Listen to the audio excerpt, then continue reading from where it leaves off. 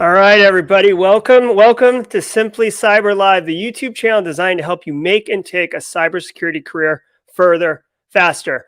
Purple teaming, right? You've heard the buzzword. It's like a single pane of glass for 2021. It's been around for a little while. Some of us know what it is, but what is it actually when you kind of open the hood up and look at it? And more importantly, is it just, vaporware, or is it actually something that can be practical, add value to an organization, possibly be a career path for you? And how do you operationalize it, right? And that's exactly what we're going to talk about over the next hour, how you can operationalize purple team and actually add real value to the organization. Now, really quick, I'd love to thank each of you for being here today, whether you're with us live in the audience or you're watching on replay. Genuinely appreciate the support you guys have for the community. If you do have a question and you're live in the audience, drop it in chat with a Q at the beginning, and we will get to it throughout the course of the show. Okay, very, very excited. If you're watching our replay, drop a comment. I do go back and look at those things and engage with the community that way. You are going to want to stay to the end for the raffle. Okay, so we always do the raffle maybe like 3/4, 4/5 of the way through. People, I know you are familiar with the protocols that we use on this show, but the raffle prizes are next level today. I'll tell you, actually, I'll just drop it now because you're going to want to stay. All right, listen, we have the craziest things. We've got, where are they right now? Hold on. We've got a Vilros Raspberry Pi Zero with basic starter kit, power supply, and premium case. Okay, so home lab type stuff. This is actual physical hardware that's going to be mailed to you. If that doesn't do it for you, we have a Hyperx Alloy Elite 2 full-size mechanical gaming keyboard. This thing is legit. And then the granddaddy, we have Airpod Pros to give away today. So very, very grateful for our guest, Arien, and his company, Cymulate, for donating those raffle prizes. And of course, special thanks to Cyber Supply Drop, because we will be giving away a Try Hack Me subscription as well. But I'm not the one who's going to tell you how to operationalize cybersecurity or purple teaming, right? I know how to operationalize cybersecurity. Operationalizing purple teaming, we have our guest, Arien Seghetti today. Now, Arien is a seasoned network engineer that made his way into the cybersecurity fold, working on the blue side, getting more seasoned, more skilled, going through his career. And now he is a senior solution architect at Cymulate. I've had a chance to talk with him. He's a great guy. I'm really looking forward to this conversation today. So let's bring Arien into the stream here. Hey, Arien, how you doing? I'm doing well, Gerald. How are you today? Awesome. I'm super pumped about this. Thanks for being with us. I genuinely appreciate it. So before we get going, Arien, if you'd like, I'll give you an opportunity, kind of open floor to, an intro, whatever you want. Let us know. The floor is yours. Yeah. So thanks everyone again for allowing me to be here. Longtime listener, first time caller. Love saying that. It's true. I actually have been. I was really excited when I was asked to go ahead and talk with you today.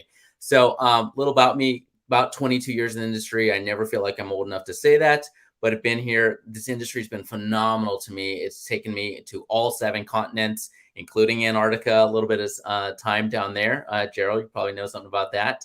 Mm-hmm. But no, it's been great. And cybersecurity has just opened so many doors for me and other people along the way, right? And I've been loving it ever since. And I'm one of those guys that really shouldn't be in the industry, but it's just embraced me totally. It's awesome.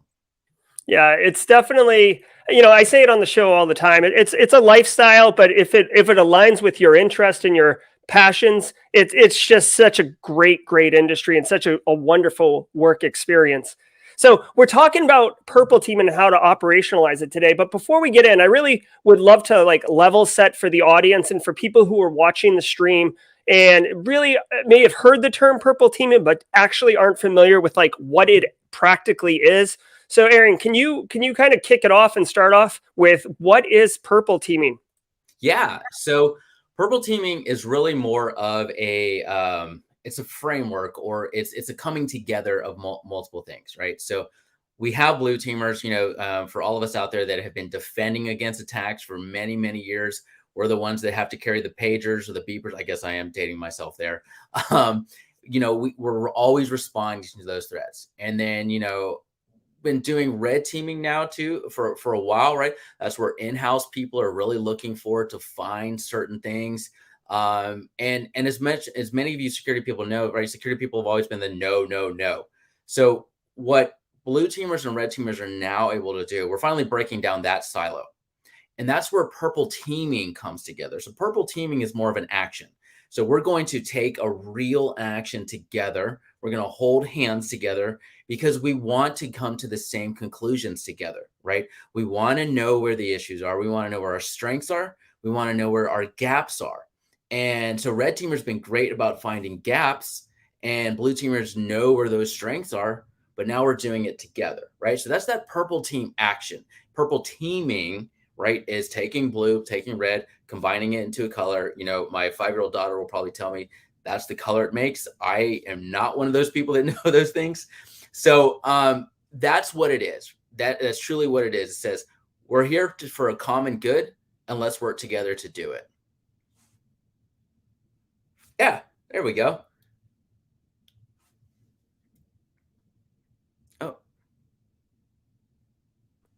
Yeah, sorry about that. So a little visual indicator for everyone in the audience. It genuinely is that intersection between the red team, that off sec, and the blue team, the defensive sec, and that, you know, that overlay makes purple. Now, one of the interesting things you said, Arien, that I feel like this is one of the biggest confusions in the industry right now, is because I identify as a blue teamer, and I know, you know, my friend John Helmus, he identifies as a red teamer.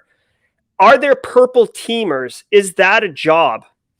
So up until probably more recently, no, it really wasn't, right? Again, one of the great things about cybersecurity is we are creating new jobs, it seems like, you know, on a daily basis, right? And we all know the industry, we need a lot more people out there. So we need to create new opportunity for them. So that purple teamer is absolutely becoming more of a skill set that people are looking for, right? Avowed blue teamer over here, myself, you know, you included, learning red team capabilities, learning that skill set, whether, you know, I was, you know, going through a certified ethical hacker course, you know, looking at, you know, different GitHubs to try to understand how people are utilizing attack methods. That's me crossing the line from a blue over to a red. And while I'm crossing that line, I'm developing that skill set. So it absolutely is becoming a skill set. Now, are we advertising yet for a blue teamer open position? Not necessarily, right? But you are seeing a lot more of those teams coming together, much like, you know, the DevOps, right? Developers, operations, those were separate and they're coming together. And now that is a true on, right? You go on LinkedIn and you can look up you know, for jobs and things like that. That's a job they're looking for. I 100% foresee in the future the purple teamer as a job. Let's say 2022 is a great time to start that. I'd love to see the industry, because really it does. It takes you know, Liam Neeson style, a particular set of skills to be able to really understand and defend. You know, in my day when I was in operations, I could just, you know, oh, I know everything I need to know about the firewall. Great. But if I didn't understand what people were trying to do, and honestly, I didn't, I wasn't really providing that much more value. So it's not today, but I absolutely foresee this as a future skill set, much like DevOps, DevSecOps. We will see the purple team skill set and job functionality coming very soon. Yeah, absolutely. And, you know, we talk about, you know, if you're going to get into the industry, like if you're more in the junior role, because at this point, I would argue that purple is more of a mid to senior role, right? Like it's very much not a junior role. But to your point, Arien, it may get to that point where there are certain on-ramps for that. But you almost kind of want to be a blue or red and then make that migration to the other side, or get those skills. So definitely interesting. Now, one of the terms that we hear people use in the industry is continuous security posture validation and offensive testing, right? Which is a total mouthful, which is why purple teaming sounds way better and way easier to say, and why people say it. But really at the heart of it, what you're doing is, you know, continuous security posture validation and offensive testing. So, you know, why is this important to an organization? Why do organizations need it? Why are they willing to spend money to hire people to do these type of things, or buy solutions to do it? Yeah. So, you know, the total category of offensive testing, right, is, you know, if you look at, all the big publications out there, they'll tell you that we spend millions and millions of dollars, hundreds of millions of dollars, if not billions of dollars in cybersecurity defensive tools every single year. Absolutely right. There's a lot of people making a lot of good money, but there's a lot of great products out there that people are generally utilizing. Now, what we've seen though over the many years is no matter how many defensive tools you have, it still comes back to the people too, right? It all comes back to what are we doing? What are we implementing? So offensive testing is really saying, okay, you spent all the money you did on those firewalls and that endpoint and that email security. Is it actually doing what you need it to do, right? There's very much an assumption in cybersecurity. Well, I bought the best tools. I did all of my research. I bought the best tools. I think that I did the right configurations, but how do you actually know, right? How do you test this safely and securely? We can always grab a piece of malware out there, right? Somebody can go out to the dark web, grab a bunch of malware. It's easy. You just go ahead and grab it. In fact, and you deploy it. But would you honestly do that on your actual network, right? You never know the risk that you're taking there. It's a high risk. It's an incredibly high risk. And so because of that, that's not a very good and efficient way to test your firewalls or your email security. So what we've done in the industry is we've looked at offensive testing. What have we been doing for many, many years, right? That was more along the lines of penetration testing, maybe breach and attacks. And so we took a lot of that and we said, you know what, we need to be able to look at everything. Continuous security posture, right? Pen test, generally for most people, it's once a year, 2-3 times a year, right? At most. And so, and that's good. And it gives you really good information, but it's also once or twice a year. What we do is we make changes once a week, right? If we're in a traditional shop, it might be once a week we're making changes. If we're in a DevOps shop, they might be doing a daily change. And so how can you accurately define what security posture looks like if you've changed 364 times since your last pen test? So because of that, that's where we're now today. And we're saying continuous security posture validation, very much a mouthful, agree? Yeah. It needs an acronym, right? Right. Got to acronym those things, right? It's like saying NGFW is way easier than saying next generation firewall. And so having that ability is paramount today, is being able to see that. So when we take that big mouthful word, we just say purple teaming. It's because we're saying, look, we know we have blue stuff we have to do every day. And we love the fact that what those red teamers are doing every day, we need more of it so that the blue teamers can validate it, right? And so if we can get to a point where both of them are doing their job in sync every single day, that's that continuous side of it, right? Hence purple teaming. Yeah. And one of the things, I see a question from Tom in chat. And Tom, thanks for being with us today. And I'll throw this up in a second, Arien. But one of the, I think, key differences too is like between purple teaming and continuous security posture validation, even though they're very, very similar, is that purple teaming is kind of the activity. Continuous security posture validation is the frequency of executing that activity. And you nailed it 100% with these kind of point in time assessments, for lack of a better term, that take, 90 days to execute and then 30 days to get the report. And then you got to work in budget and all these other things. Everything is kind of stale by the time you get it. And, like to your point, usually when blue team puts in defensive controls, there's a sense of hope, right? Like, did it work? Is it going to defend us? And you inevitably get the question from the business, are we secure from ransomware? Right. Which, like, thanks for that question. Yeah. Like, what strain of ransomware are we talking about? Like, how secure, like, secure is that's not the question you need to be asking. But anyways, I do like this concept. And I do agree that as businesses see the value of, purple teaming and continuous security posture validation, they're absolutely going to love it. And we see this kind of nexus coming together because on the red team, it used to be highly skilled individuals exclusively. Yeah. And now we have tools like Atomic Red Team, or Red Canary, and kind of automating some of these things, mapping them to MITRE ATT&CK, for that matter, right? The taxonomy. So we're seeing a maturation on the red side for business, instead of it just being kind of this like mysterious, super skill set with like an assassin who's operating it. So before I get into the next question, I do want to pull up Tom's question. Tom asks, is purple teaming always in effect, or is it something that a company transitions to on some kind of cadence? Yeah, no, that's a great question, Tom. Thank you for it. It's a transition for sure. Again, you're not going to be able to walk into the office on Monday and saying, all right, we're purple teaming all week. Now, I've seen people say we have a purple team week.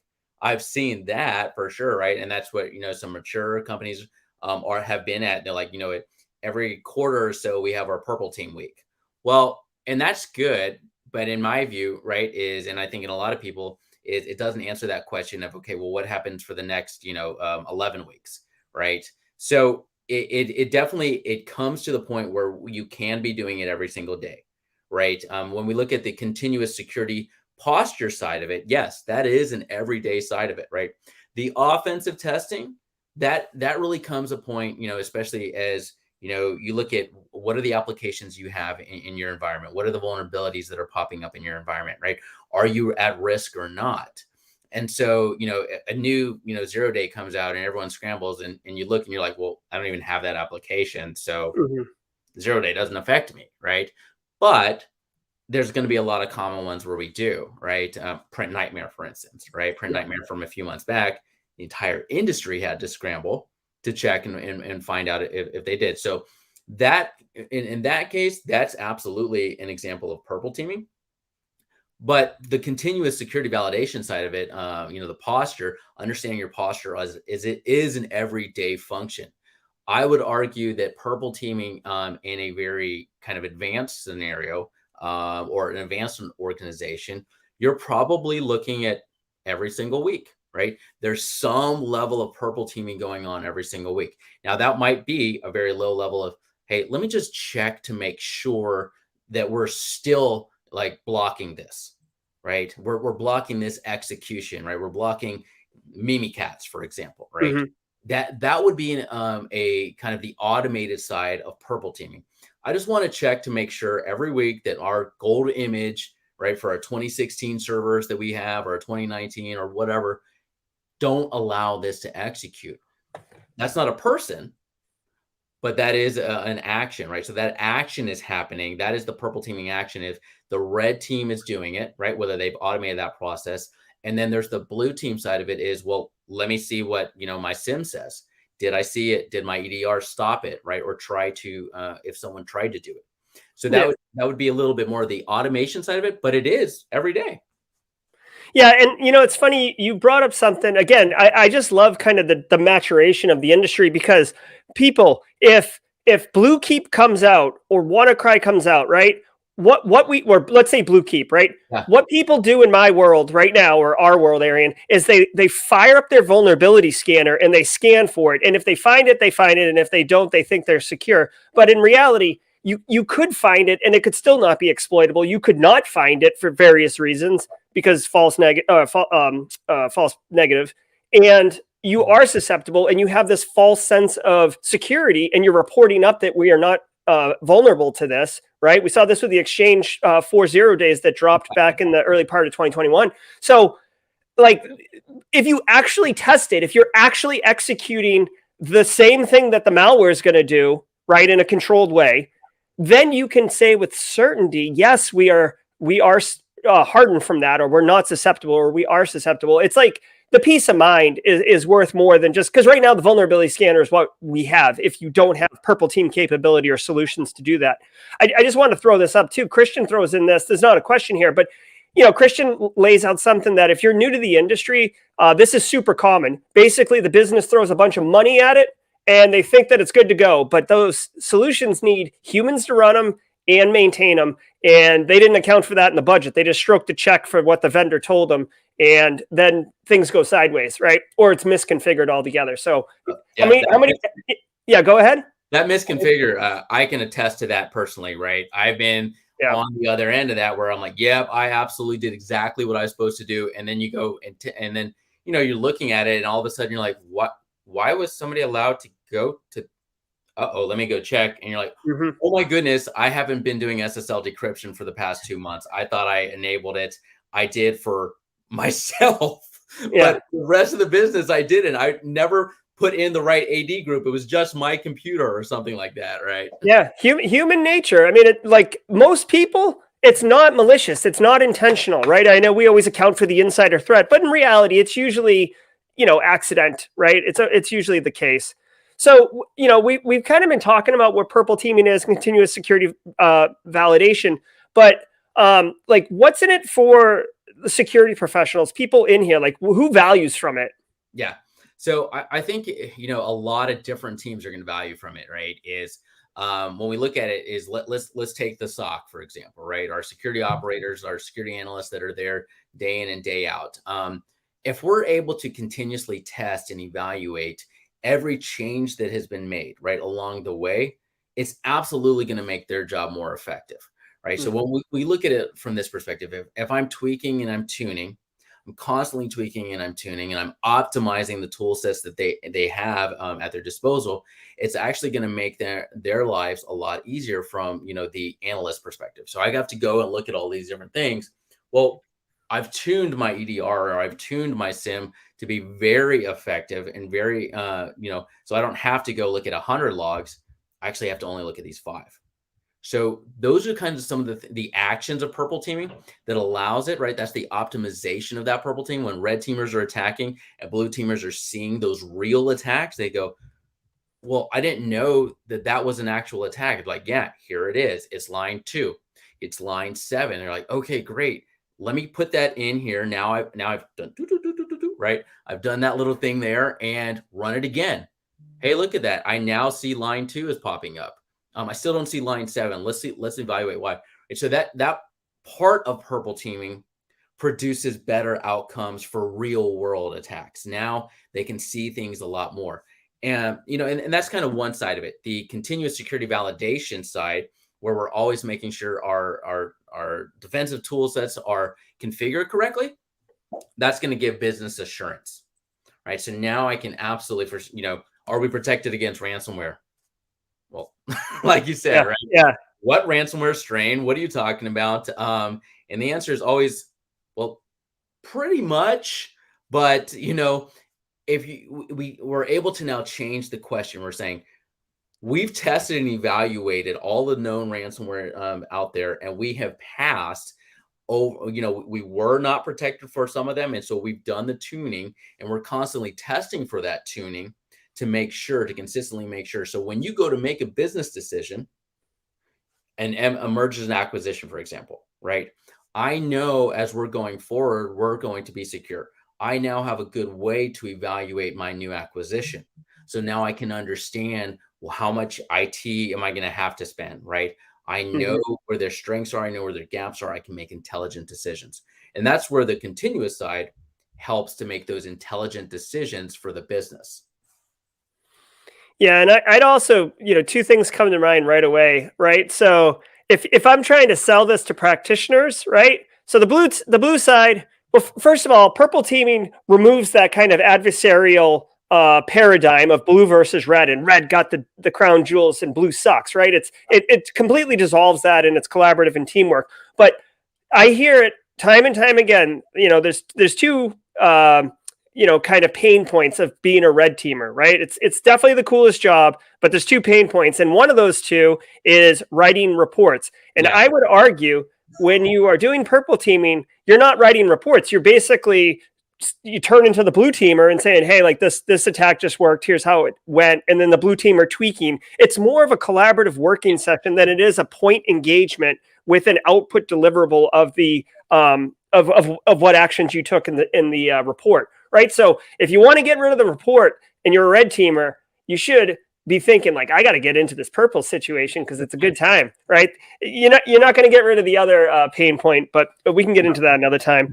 The other thing I wanted to point out, too, is that, if your ransomware strategy, like if business says, are we protected from ransomware? And all you explain is how your backups are working, like, there's a huge gap there, right? Like you were basically saying you've got a hospital gown on and it's not tied in the back, right? Like we can recover is the response. In reality, it should be much more like we are less likely to have these strains of ransomware attack us because of the attack vector and all this. So huge value for I guess leveling up your cybersecurity program and you yourself. Again, the question is who values from purple teaming? Like being able to demonstrate to the business concrete, quantifiable scenarios that are not applicable to your organization is huge, right? People understand that, right? Especially if you could say like, what was it, Dark Matter that did Colonial Pipeline?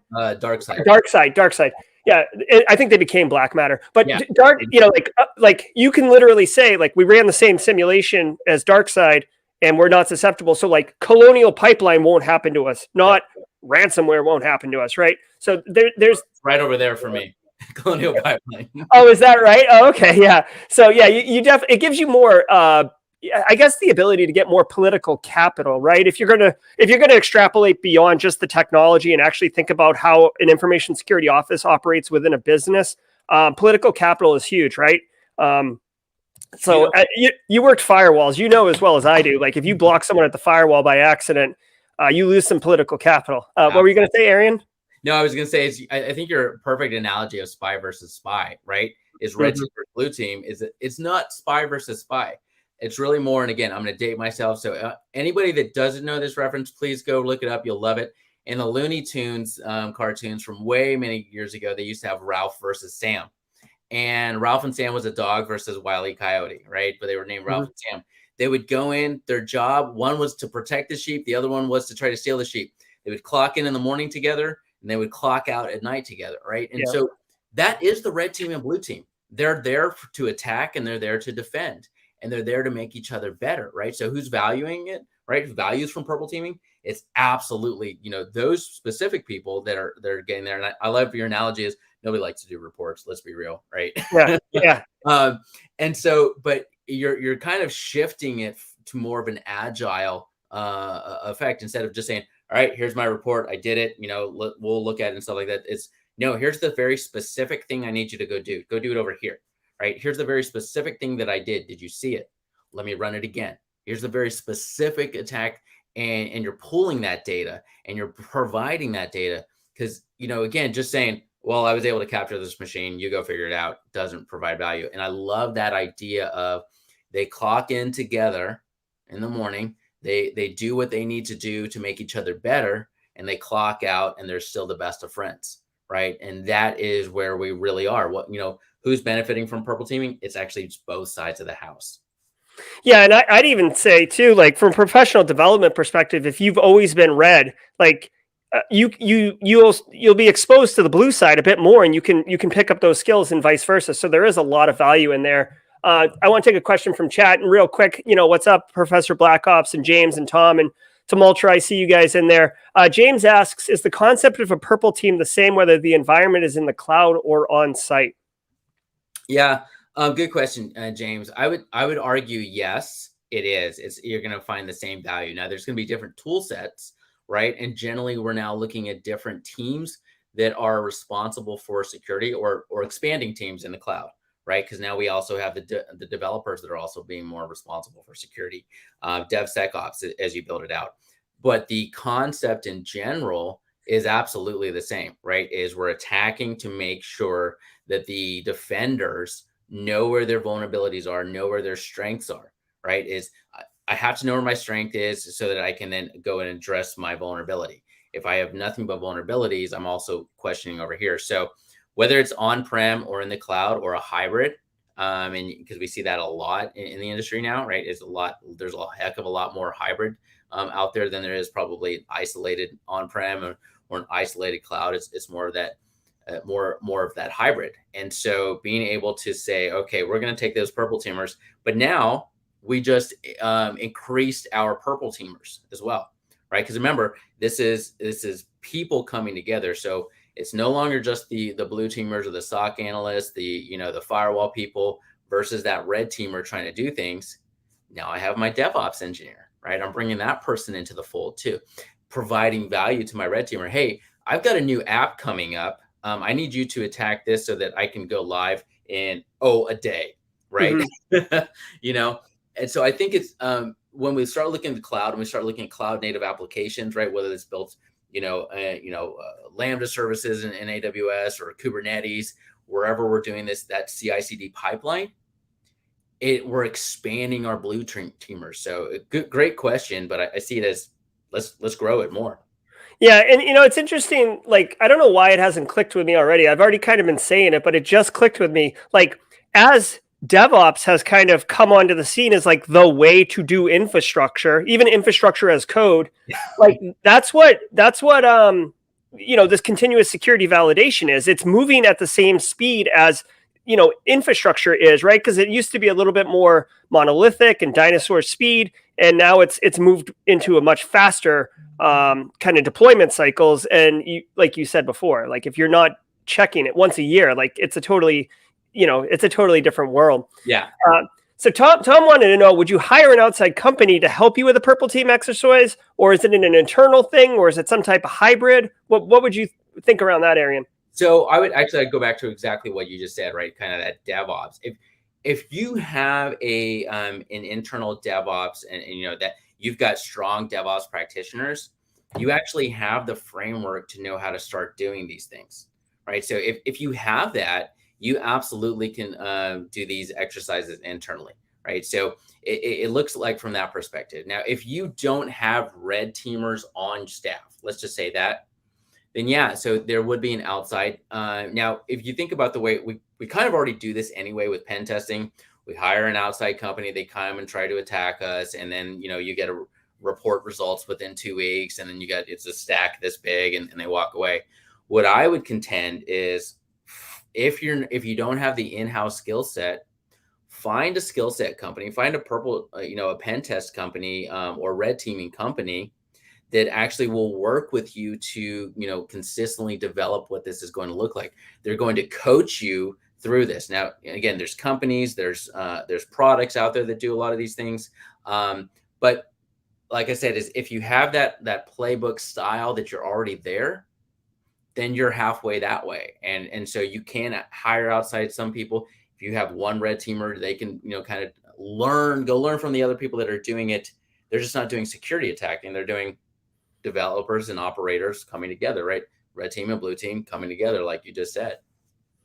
Yeah. And another I guess like truth or dirty secret about the industry that Arien and I have definitely experienced is like it's a lot of times when you hire the external pen test team to come in, it's for compliance sake. The business is stroking a check so they can say they did it. They take your report, which you didn't want to write anyways, and then they take it and they put it over here, and then it collects dust. So that doesn't really add value to the business. And continuous security validation, this whole concept of purple teaming does, because it's more about hardening the environment, making it more secure and resilient than it is about a compliance checkbox, right? And we've always said on this channel, maximum compliance equals minimum security. It's not really the point.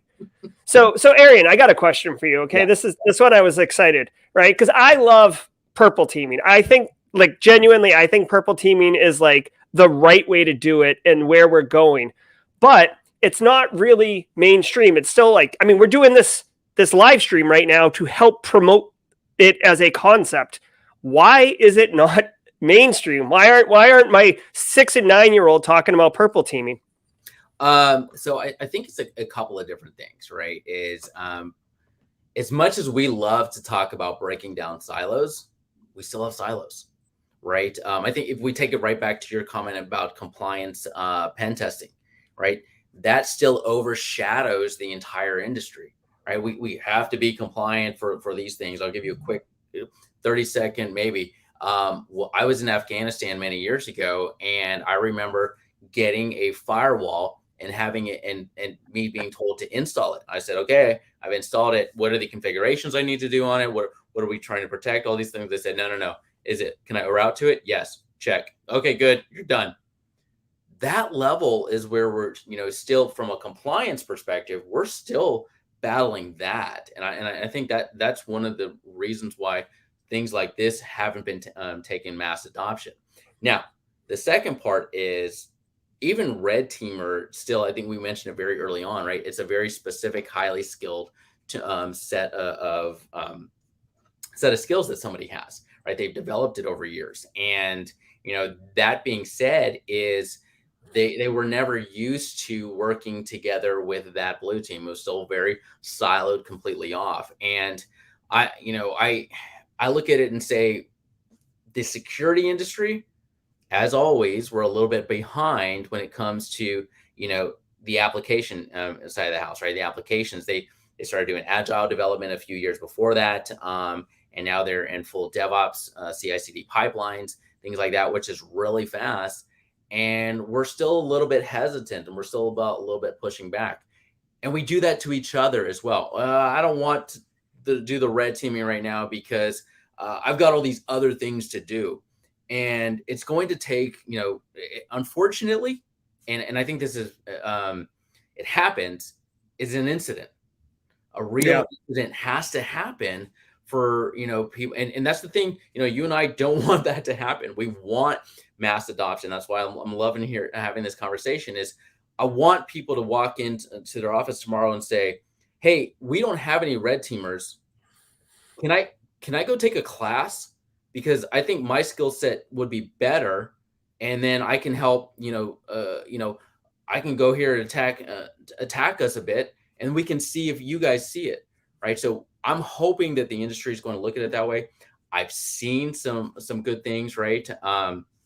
Even talking to my kids, and I've got 4 of them, at least 3 of them are old enough to talk cybersecurity, and they are interested in it. And my son recently, I think I saw it was earlier this week or last week, some attack group was hitting Minecraft players in Japan, I think. And he was like, and he's a huge Minecraft player. And he's like, oh, we got to stop them, Dad.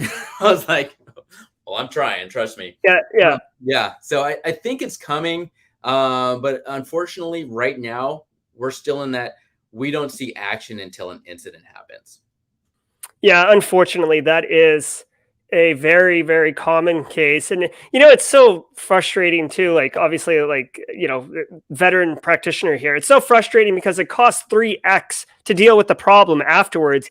And no businessman or woman would ever say, like, oh, yeah, I totally want to pay 3x. Yet that's the decision they make over and over again. And it's so frustrating.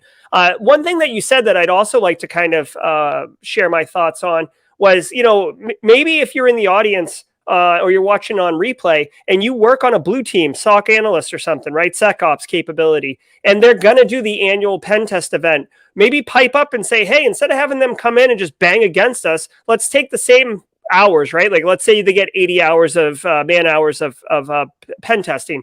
Give me 80 hours of this team sitting next to me. And let's run our risk scenarios, right? I work in manufacturing. Ransomware is number 1.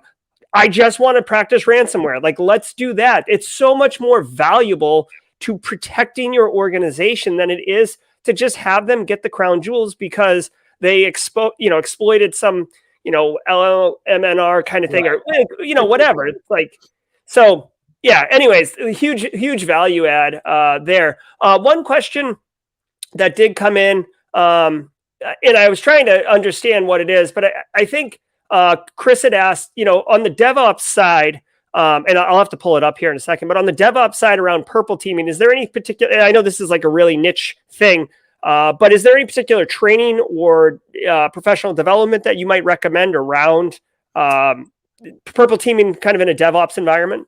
Yeah. So I would say this, right, is if I'm going to, the way that I would answer that is the way that I would answer pretty much anything else, right? Mm-hmm. Is go and learn what that is.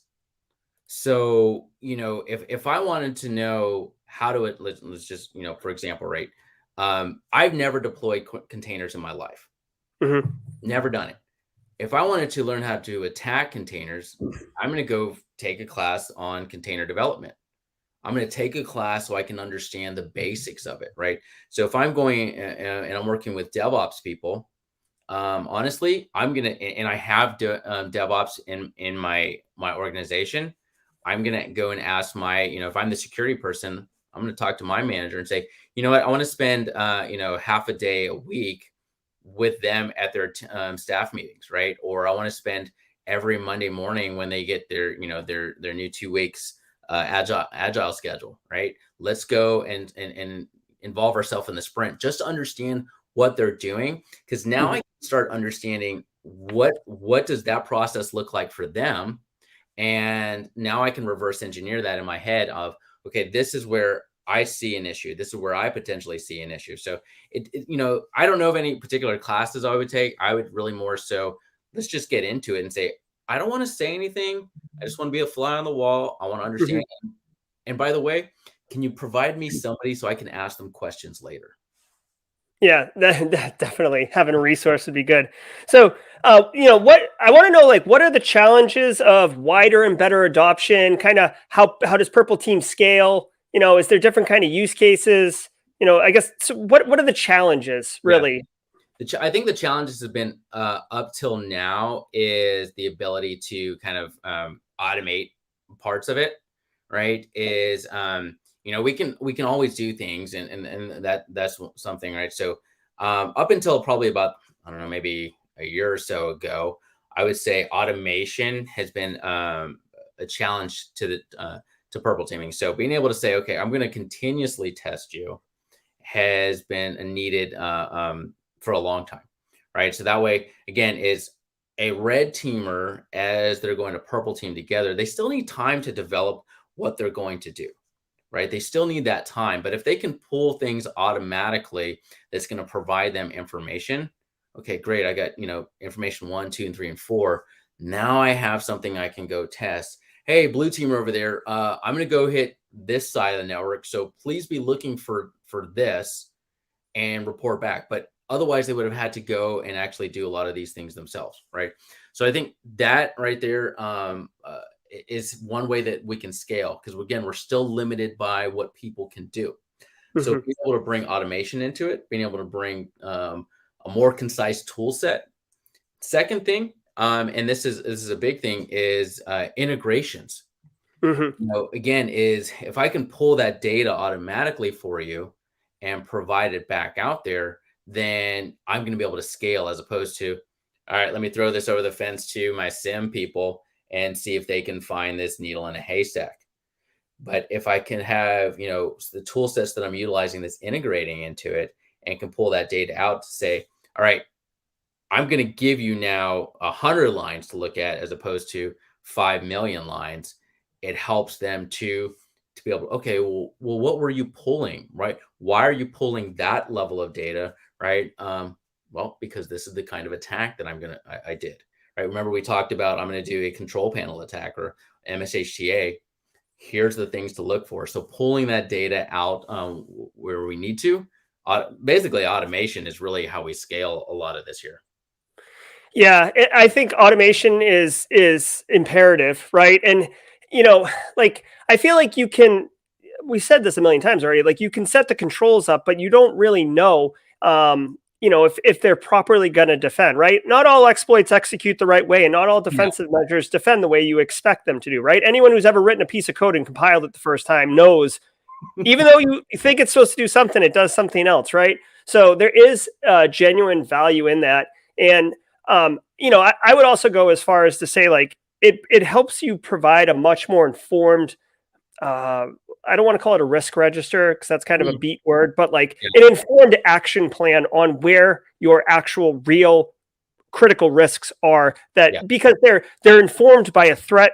They're threat informed, right? Like, all critical vulnerabilities aren't critical, but some are, because you have a higher likelihood of a target actor, or threat actor, excuse me, hitting that particular vulnerability, right? So you want to know that that's a legit concern that you need to address. Plus, I'd also argue, if you're doing continuous security validation using a tool, which I'm going to ask you about in just a second, because I think it's awesome, is I would argue that you're qualifying for your compliance standard what your red team pen testing is, because you're actually executing it. It's just not in the traditional hired hacker coming in for that annual touch, right? Yeah. So to flip it, right? So Arien, like, you work for this company, Cymulate. I've looked at your product. Like we're talking about purple teaming and kind of the benefits of it, but like how does a technology like Cymulate make like how does it help with purple teaming? Because like everything we have said today is like I'm a red guy, you're a blue guy, we sit together and manually crank out, right? So what's Cymulate doing? Yeah. So what we're doing, right, is we're automating a lot of the not the skill set, because the skill set you still have to understand what do attacks do, right? You have to understand how an attacker thinks, where are the vulnerabilities, what are all those things that chain together, right? Where to stop it. Now, what Cymulate does is we're out there, we're providing a SaaS service that allows you to offensively test continuously, right? Mm-hmm. And be able to bring those things into and have visibility into it, right? So we provide thousands upon thousands on thousands of attacks that allow you to say, okay, I'm going to pinpoint this attack and in this area because I know it needs to be done. Now, I may not have the highest skill set to be able to do it, but if Simulate can do it for me, then I'm gonna have them do it. I'm gonna get that report out, and I'm gonna be able to take it back. So now what we were doing too is we expand who actually is part of that purple teaming function, right? So if I have we'll call it a security intern, and they're able to run certain tests for me that I don't have to go and do, they're going to be able to compile some of these things, and I've taught them just what I need them to know, and they ran the test for me. They did those things. They come back and they say, here's the things that I found. I'm like, perfect. That's what I needed. While I was over here thinking and helping out over here, you did a lot of those tests for me. So Cymulate, what we've done is we've built a platform that says, here's what an attacker's able to do. Go do it in your network, attack it, do it safely, right? So we do everything safely. We run in production, but now you have full visibility. We then, and again, right, kind of part of that automation I was talking about in those integrations, we integrate back into your tool sets. We pull that out and we say, okay, we did attack one and we were successful. By the way, here's how to remediate for that succession. Go flip this flag, right? Go flip that widget. Go do those things. So we're providing pure visibility of real world attacks against all of your security controls, right? You need those security controls. We're going to show you how to make them better.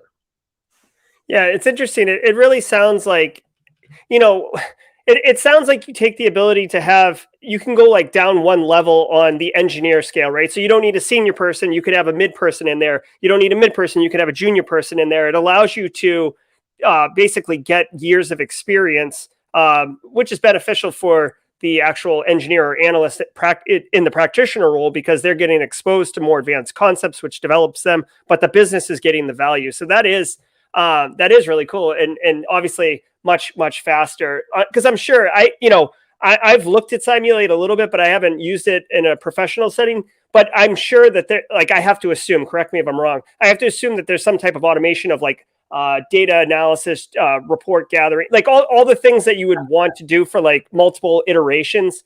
And again, if you're sitting down with two seasoned senior people banging on stuff, yeah, you can do that, but you do have to have record of it. And as much as not writing a report is cool, you still have to like document what you're doing, or if you're going to make production changes, go through cab and all that stuff, depending on how mature an organization you are. Well, think about it like this, right? Is if I'm a blue teamer and I know that there's a change coming up, right? My red team, maybe I have a red team, maybe I don't have a red team, but I have changes coming up, and I know, and I'm not sure exactly what changes are going to do to my security posture. You run Cymulate, it's going to tell you, okay, here's your security posture today, right? We ran 300 ransomware events safely in your environment, and you blocked all 300. Oh, okay, now you have us in the test environment before you make that change. Hey, guess what? You ran those same 300 again, and you know what? You missed 5 of them now. So your change in the test environment actually showed you that you weakened your security posture. So maybe you need to step back at this point and say, okay, I use Cymulate as my red team to attack me, and it showed me that I weakened my security posture by this upcoming change. Hey, let me throw a flag on the field.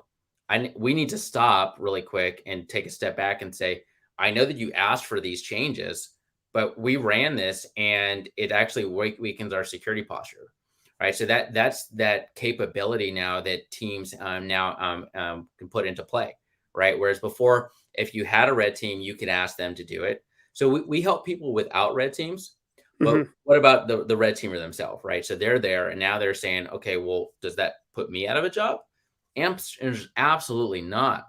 What we've done is we built a framework for them to say, you know what, I'm going to automate a lot of these tests over here that's going on for these changes, and I can do that. And, oh, what is it? Okay, this is what I would do. X, Y, Z. Boom. Let me run those things. Blue teamer, you're going to get it in a minute. And I'm over here because I just saw that Microsoft came out with a new known vulnerability. I'm going to go ahead and I'm going to try to exploit that in test, but I got to build this out, right? I got to do it right. So we provide also that framework for them to do that. And when we do it utilizing Cymulate, you get all that full reporting because we're pulling integrations from it too. So now the red teamer is actually able to pull that data that they would never used to get before. They would just bang, bang, bang, bang away. And they're all of a sudden, okay, hopefully you guys saw it. Well, they can run those same things, pull that data and look and say, well, gosh darn it, I got stopped. All right, cool. Yeah. It can go both ways of how they're working together. Yeah, and another benefit, and again, this is a bit more advanced information security practitioner stuff, but I sit on a CAB board and I represent information security. So any changes to production come through, I'm responsible for weighing in on InfoSec. And yes, there's some obvious things like, oh, we're going to put a new app in the DMZ, and it calls out to this thing and it's unencrypted, like obvious stuff, right? But sometimes you look at it and it seems fine or whatever, but having a tool like you just said, where you can run it and test and be like, no, this is actually going to weaken our overall security posture. And by the way, just FYI, people, if you ever say no, you better have a very viable, justifiable, objective reason why, because somebody wants it in place, and it's usually the business side and they have the money. So you better be able to come correct and say, this is why. And I think it's kind of cool. Like something like this it's objective. It's like, oh my God, hold on. My screensaver just activated. It's objective where you could say, the Colonial Pipeline thing from the other day, that will happen here, or it could, if we put it in. Right now, it can't happen. We put this in, it can happen. And I know that's not a one-to-one because it's about MFA, so don't blow me up in chat, people. But what I'm saying is you can be objective. So I love it. This has been good. Thanks for that, Arien. Yeah. You bring up a great point, right? Is as somebody too that used to have to go present to the change control board and all the time, or I would be on there saying no, and but I didn't have good reasons. And now you're absolutely right. Is not only can you say no, but what you can do, right? And again, is I no longer want security professionals to be the no of the world. I want them to say, no, but here's how you fix exactly what it is so that I can easily say yes, right? If we just say no, and we keep saying no, you're absolutely right. Is people are going to be like, no, we got more money. We're going to do what it is. And then you feel weakened as well, right? But now we can say, no, but I have the fix on how you get to yes. It's 1, 2, 3, 4, 5. Boom, go do that. Put it in, I'll run it, and you will be 100% good. Stamp of approval. Let's go. Yeah, you really have to become, and I know it's so cliche, people, but you have to become a business enabler. You can no longer say no in 2021. That's just, unless it's egregious, like a domain admin for the CEO. Like that's no. But, so I'm right there with you, man. So, hey, Arien, you want to give away some stuff? Absolutely. I love giving away stuff. All right, everybody. So you know how this goes. I'm going to show you the keyword. It is #Cymulate. Let me share this up here. Window. Okay. Guys, here is the hashtag. Drop it in chat. We have 4 prizes to give away, compliments of Cymulate and Cyber Supply Drop and Josh Mason and all his group. So I definitely want everybody to enter. Base already entered there. Thank you, Base. Definitely drop it in there. So let's take a question while they queue up, okay? So we have a question from the audience, and we actually have several, so this is going to be great. Kent, hey Kent, thanks for being with us. Ken wants to know, would it be better to hire both red and blue teamers and work side by side, or hire people who know both sides? So I think right now you're going to have a challenge finding people that know both sides, right? They're more the unicorns that are out there. I'm still more blue than I am red. right? And I work for an offensive security company, right? Most of my peers are more red than they are blue.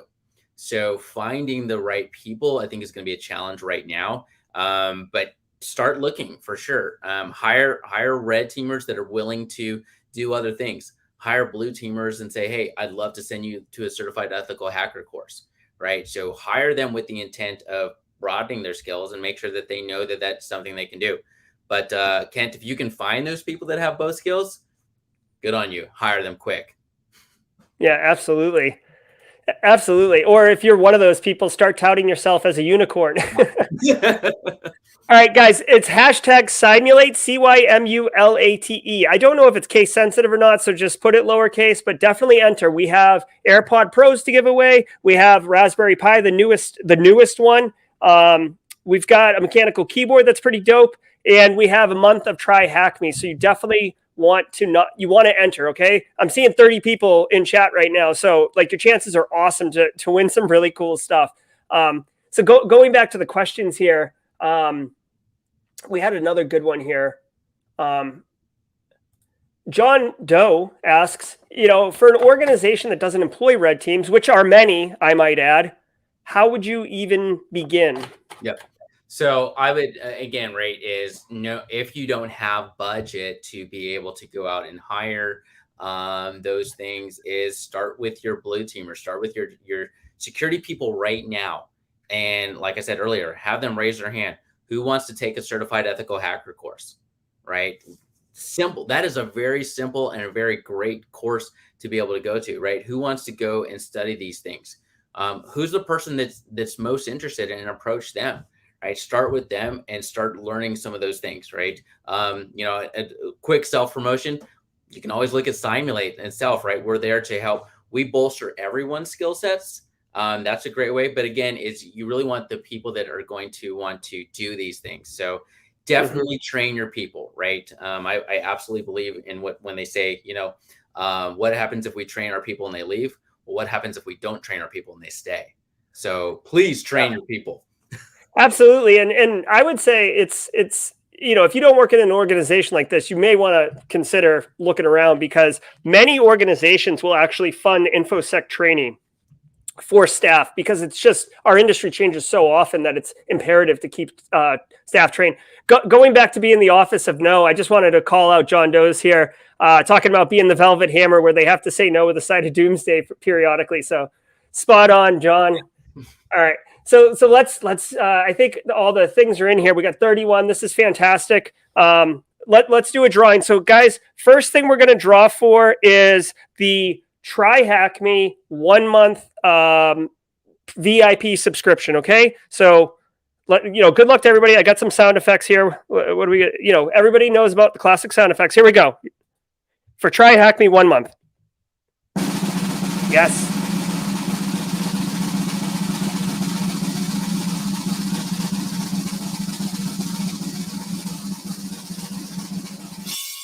All right, Seth Guthrie winning the 1 month of Try Hack Me. Seth, connect with me on Discord or LinkedIn, and I will get you what you need for that prize. Congratulations. Okay, next item on the docket is going to be this Velrose Raspberry Pi 0W Basic Starter Kit. Guys, if you're interested in like home labbing or doing anything like crazy with, like, there's a million Raspberry Pis projects. And even on SimplyCyber channel, I have several projects for red teamers on building up WebGoat platforms and all these other things. So like, this is an awesome prize. So good luck to whoever wins it. Here we go. Oh, hold on. Yes.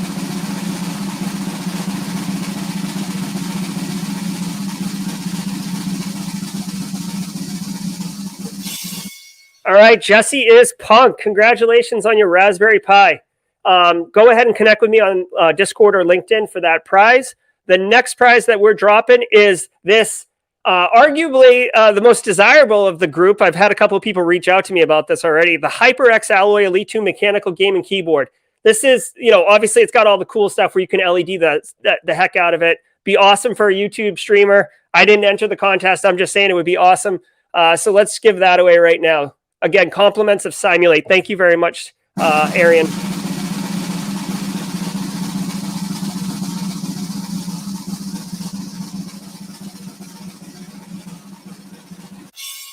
Ooh, Bob. Congratulations, Bob. Obviously standard thing, LinkedIn, Discord, hit me up. We'll get you what you need, okay? And then finally, Airpod Pros. This doesn't need any explanation, people. They're Airpod Pros. They do work on Android devices. If you're that person, I think Windows Mobile, it doesn't work with, but really who's rocking Windows Mobile anymore? Okay, here we go. Airpod Pros.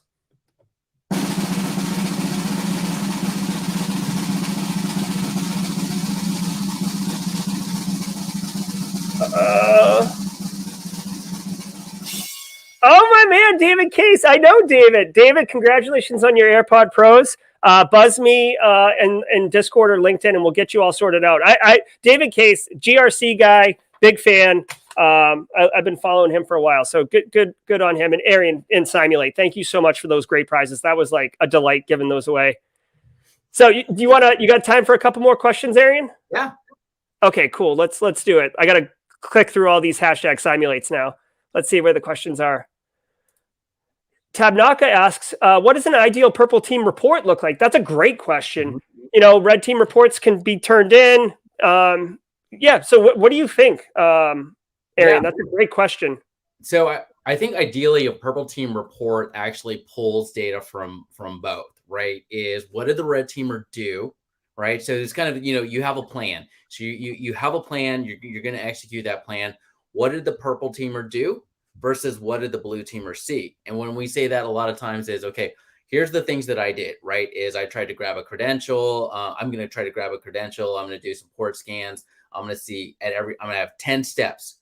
Of those 10 steps, how much of that can I pull from my other data, right? Did I see it in this log, or did I see it from this device? Did I see it from this? So pulling those things together, putting them into a single report is essential for purple teaming, right? That is what purple teaming, the output value is, what you did, what you saw, and you try to line them up. When you don't see them lined up, that's a finding, right? Mm-hmm. And you need that finding to be able to run it again, to operationalize.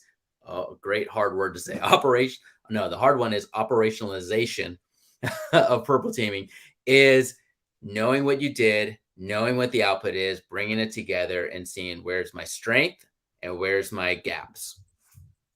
Yeah, excellent. Thank you for that, Arien. Oh, really quick. Generally, it should be delivered to you within a few minutes after it is done by the actual red team side, right? It's no more waiting 2 weeks. We don't want that 2 week time frame. We want it within a few minutes, an hour or so at most, because we want to be able to run it again, right? If we miss, we want to be able to run it again. So it has to be fast. Yeah, absolutely. Time is, I say it all the time. Time is like really a valuable asset. And when things are changing as quickly as they are and threat actors are developing as quickly as they are, you have to move quickly and be able to do something actionable, right? Like just running this purple team thing, whether through Cymulate or in more manually intensive, is fine, but you got to do something actionable with it, right? And so that's absolutely super critical. So, Arien, let me throw you up here. Final thoughts. What would you like to say to the SimplyCyber audience and to the community? I'll give you, take as much time as you want, but typically it's an outro. So okay. First of all, continue watching SimplyCyber. Phenomenal. Like I said, I've been paying attention for a long time. Long time listener, first time caller. This is great. One of the things I will say is let's look at how we break down those silos. So continue to understand, what you're trying to accomplish. Continue to be able to verbalize that, and let's break down a lot of those silos. Let's work together, because really and truly, red teamers, blue teamers, if you don't have a red team, is being able to accurately test, accurately do it often as much as possible. Is really the only way we're going to be able to really stop a lot of the attacks that are out there. Last thing I'll say is, again, Gerald, thank you so much for having me and Cymulate here. It's been a pleasure, and your audience has phenomenal questions. So thank you, everyone. Yeah, thank you so much. And thank you to the audience. I genuinely appreciate that. Arien taking the time to be with us today to share all your thoughts on purple teaming. It's been a real value add for both myself and for the community. So genuinely appreciate that. All right, let me send you off to the green room because I want to share with all of you guys what we have upcoming. We've got a great show coming for you next week. You guys, many of you know him already, but we are having our own Neil Bridges. Oh, look at that. So my little flame emojis didn't come through. So that's, between my QR code and these flame emojis, I'm having a rough day on the production side of the house, but that's okay. Neil's the real star in this picture anyways. We are bringing Neil Bridges on next Thursday, same bat time, same bat channel, 4:30 live stream. It's my turn to put Neil in the hot seat. You know what he did to me back in June when I was on his show, right? Maybe we can get some memes going. Looking for the audience to really get engaged. I've got some great questions already lined up for Neil, both around technology, the direction that the industry is going, his content creation concepts, and where cyber insecurity is going. So I'm really, really excited every time I talk to Neil, whether it's in front of everybody or a private chat. We always have tons of organic conversation, really fun ideas. So I'm super, super excited to bring him on and hope that you guys can join us. So that's going to do it for this week's episode of Simply Cyber Live. Really, really appreciate each of you taking the time to be part of this community. And until next time, stay secure.